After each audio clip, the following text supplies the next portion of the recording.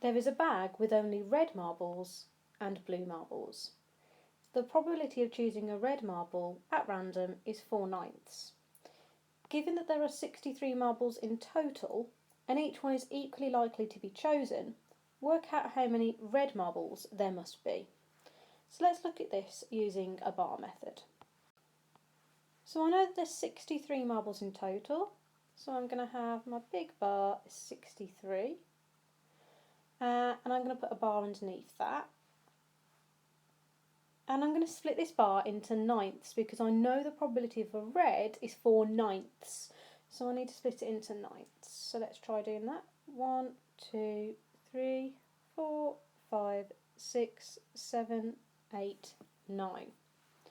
Now what I've been told is that 4/9 are red. 1, 2, 3, 4. Which means that the rest, so that's going to be 5/9, is blue. Okay, so I need to split this 63 into each of these bars to figure out what goes into each box. So that's going to be 63 divided by 9, which is 7. So in each box is going to go 7.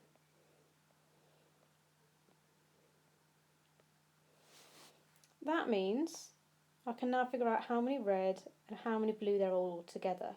So red, there's 7, 14, 21, 28.